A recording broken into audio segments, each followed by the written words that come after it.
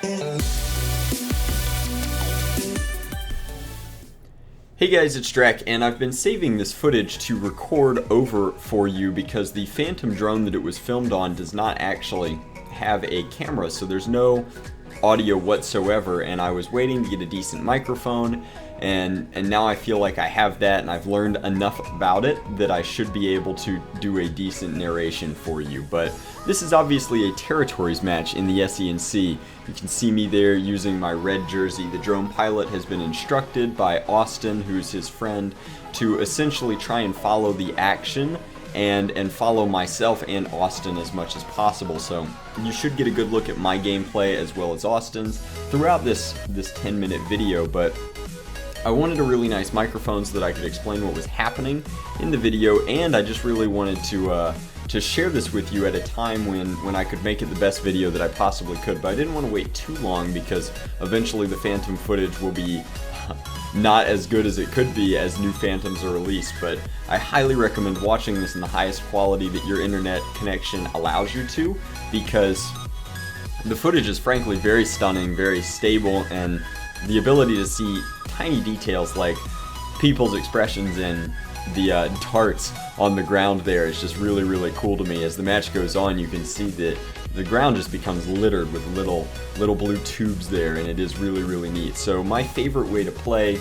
this field is obviously to hold this left side here. You can see me straight cheesing at the drone there, but I try and hold the left and then support the middle because I like using the elevation changes and the cover on this hill. There's a hill coated in pine straw, and it's a little bit higher up than the rest of the field. And of course, in NERF battles, that height advantage is very important because of the floatiness of the ammo. You get an actual range advantage when you have the height advantage, and you can use height as cover if you just get low quickly enough in a sense. But we're kind of zipping around the opposing team here. You can see a lot of regular members and some new members as well. There's Avery rocking his hula rival skirt, and Avery has almost the exact opposite strategy that I do for his team, in that he wants to hold that opposing side, really bunker down on one of those trees and just rain his rival rounds upon anyone who comes into that clearing to try and flip the territories. So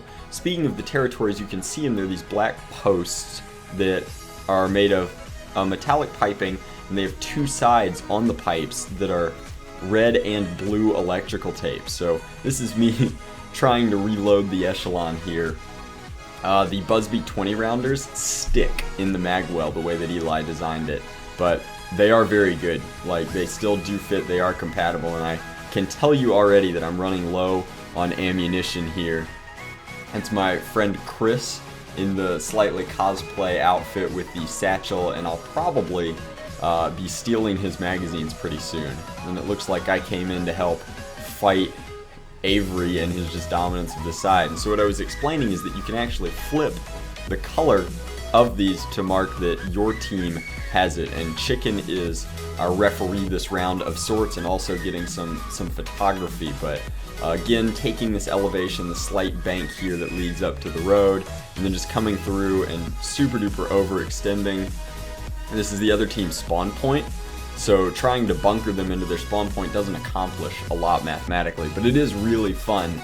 And I was wearing the GoPro, so I wanted to get some sweet echelon tag footage. But that's an entire 18 round down, and we are back into the action. So looks like I'm looking to poach a magazine here as opposed to empty my last 18, and sure enough, Chris has the hookup. So we are gonna drop back down in, or nope, taking this tree here. That tactical neck crack though. And just try and hold the flag points that we already have. So when time is called, the match will be decided in favor of the team that holds the most points. So they are added up, and either the best 2 out of 3, or if one of them is a neutral, there are draws and what have you.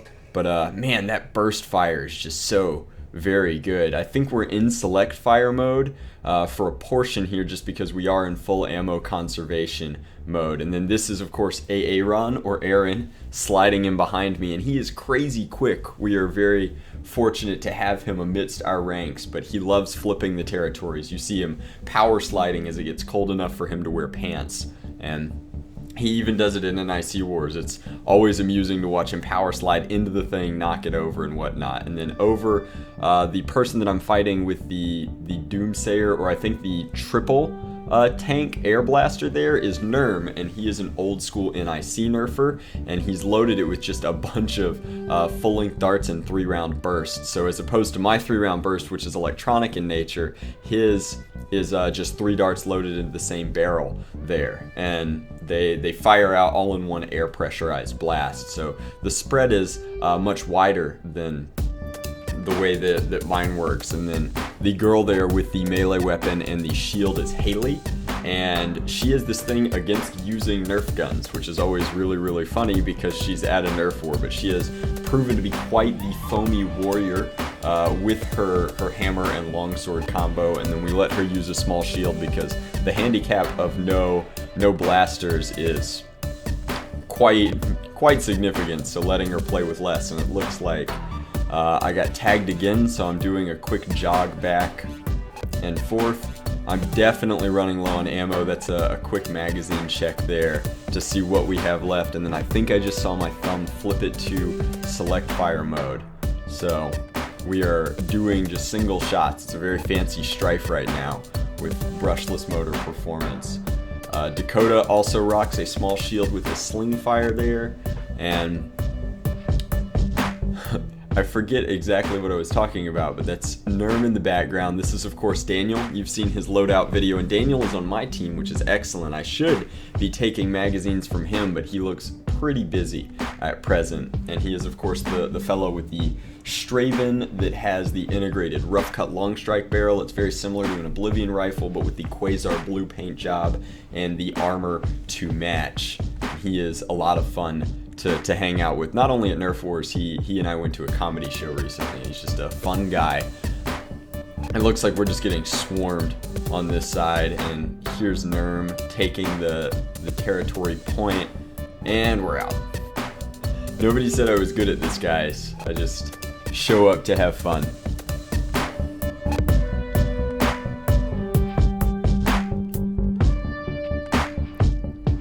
Yep, not a ton of ammo, I guess. We have yet to pick up any bonus magazines. And so I'm not sure how long the echelon is going to last us. I think that this is very early in the SENC's exploration of the territories match. At this point, the players have more or less figured out that you play conservatively at the beginning, and then the last 2 minutes are very hardcore, where everybody's pushing really hard and expending ammo in greater quantities. So I don't think that we figured that out yet. Obviously I haven't figured that out yet because I'm not even wearing my battle belt, but it is a lot of fun. I really enjoy those last 2 minutes. We are thinking of switching it over to a slightly different system that I got the idea from Destiny, that we should save up some money and purchase chess clocks and put them on the posts, so that instead of being scored just on a binary system at the end of you either control the point or don't control the point, I think that it would be much cooler to have the chess clocks running the entire match, flipping back and forth as players flip the spawns. And wow, that was not elegant pass, Drac. You did not dodge well. Neither did you dodge the darts, nor did it look good happening. But anyway, I think that if we added up the collective time spent holding points with chess clocks, it would drastically change the game and kind of bring new life into this game type that we've more or less solved as SENC players. I think that would be a lot of fun. The reason we haven't done it yet is, of course, it turns out chess clocks are quite expensive, and I only own one myself. You only need the one to play Blitz. But here we're flying over Vernard. He's the fellow in the do-rag. And we also flew over Eevee, who has a real name, but we refer to her as Eevee because that is her favorite Pokemon and how she likes to be called. She actually has an inherent advantage in that her tiny, tiny body is very difficult to hit with Nerf darts. That kid just tactically respawned with the Marauder. Oh my gosh, so cool, jumping off the tree. And then I think that the game is definitely winding down. In fact, time may have been called already because it appears... Nope, it hasn't. People are still desperately trying to flip spawns. Austin's mad at the drone. And what's happening? It's gotta be over, guys. I don't think it's active enough. Yep, and hands are up, so it's definitely the end of the match. But thank you very much for watching. I hope that you guys truly enjoyed this. I thought that it was quite the visual treat myself when I finally got to see the footage, but it's not easy to get the drone footage because you need a drone pilot at the wars. So if you really enjoyed this and you would like to see more war footage from this perspective, literally, please leave me a comment down below and let me know so that I can get them back out and see if we can't get more footage like this to share with you guys. I really enjoy it, and the comments mean a lot to me and help me know that you really enjoy it too and might like to see more. Much love, Nerf on, Drac out.